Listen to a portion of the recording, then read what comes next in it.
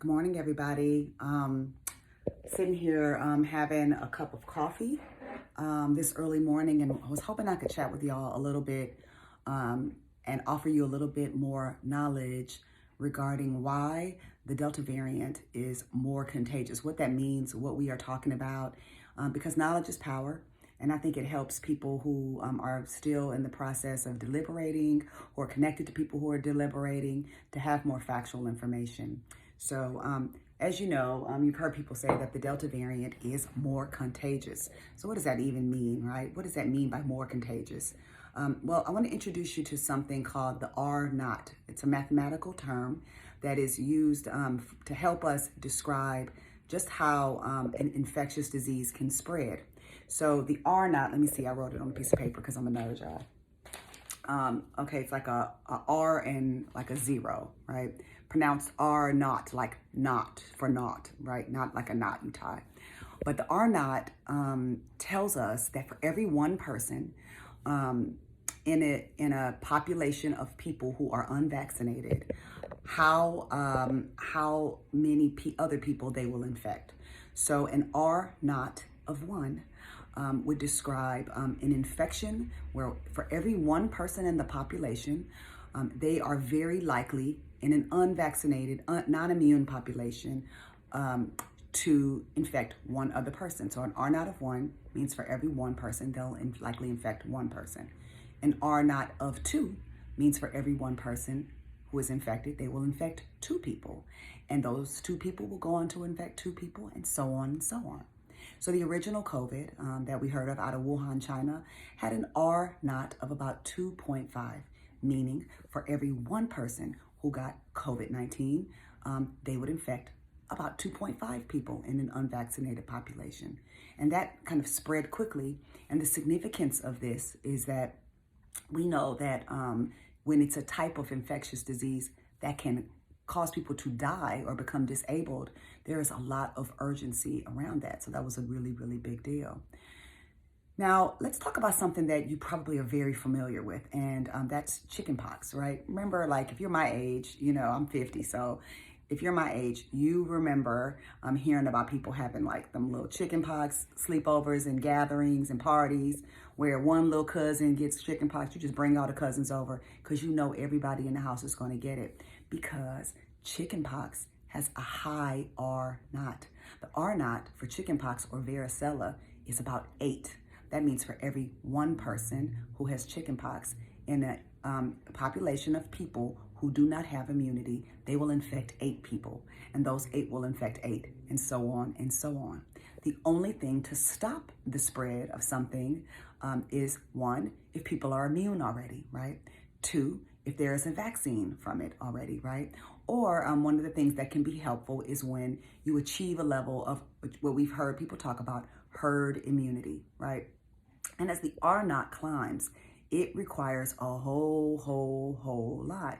And when you have something that is deadly, yes, people get immune, but also people die. And so in the instance of COVID-19, you know, just to say, hey, let's just have herd immunity, we also know that what comes with that can be death and disability. Now, let's talk about the Delta variant. The Delta variant has an R naught of somewhere between 5 and 7. Now let's contrast that to the original COVID that we heard about that had an R naught of 2.5. So when we're talking about, let's just rock with 6. Let's say the R naught, if the R naught is 6, that means for every one person who has Delta variant, when they step into a space where people are unvaccinated or in an unvaccinated and non-immune community of people, they will infect 6 people. And those 6 will infect 6 people, and so on and so on. When you get to an R naught that is that high, for the most part, the way people think of it is this. It is not if you will get it. It is when you will get it, right? So for some people, they're like, that's cool. I can rock with that. I mean, I might get it, and what? So what? Well, there's no way to say for sure that if you do get Delta variant, that you'll be fine and that you will completely regain your full health after. And here's why, because there's another difference with the Delta variant that you should know about as well. And that is something called the viral load. So viral load is how much virus you got in your system at any given time. The higher an amount of a viral load in something, right, the more likely it is to impact your body and your health. And so with the Delta variant, the viral load of circulating copies of this particular virus in your body when you get infected is much higher than it was with the original COVID. So let's think about it like this. So let's say if I have a cup of coffee, right? And I take, a few sips of coffee, then I have a little bit of caffeine in my system. I'll probably go through my day. I'll feel fine, right? But if you give me 8 cups of coffee, right? 8 cups of strong, not decaffeinated coffee, my heart is going to be racing. I'm going to have symptoms. I'm going to feel it, right? So think of the original COVID as sort of the 1 cup of coffee, right? And then think of the Delta variant as several shots of espresso. This is why we're seeing young people getting sick. This is why people who did not have those pre-existing conditions are getting sick.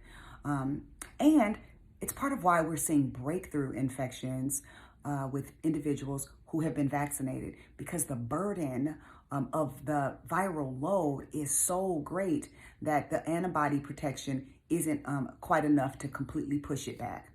And we know that with vaccines, no vaccine is 100% effective, right? It's not. But that being said, you do have protection. Now, because I like metaphors, I'll add one more for you.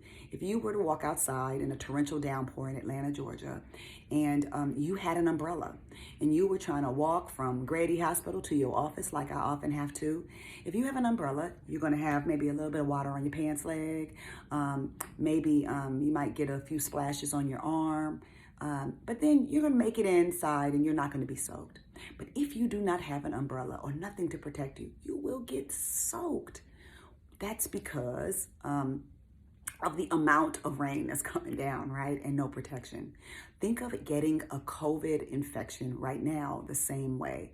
The torrential downpour is Delta variant. If you have an umbrella, you might get a little something on your shoes, meaning you could have a breakthrough infection. But the likelihood of you getting critically ill or hospitalized is low. Are there always caveats to all of these? Absolutely. Is there somebody who's been hospitalized who was vaccinated? Yes. But the chances are so much lower if you are somebody who has been vaccinated, which is a reason to consider getting vaccinated.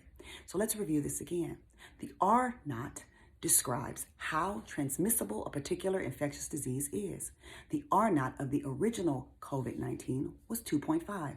For every 1 person who gets the infection, 2.5 will get it. And then those 2.5 will infect 2.5, and so on and so on.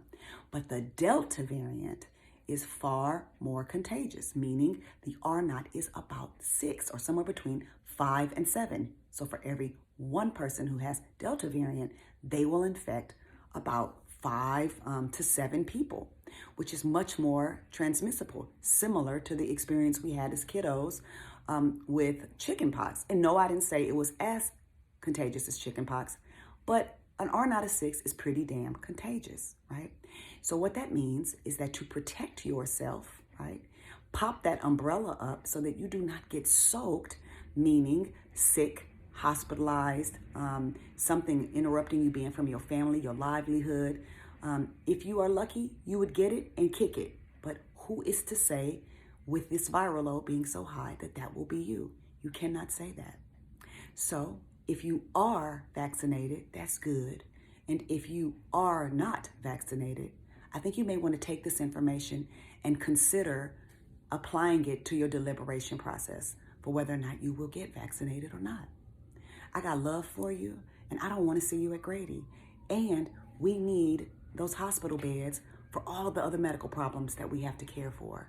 We're running out of space, and it's getting to be really challenging to manage all of this.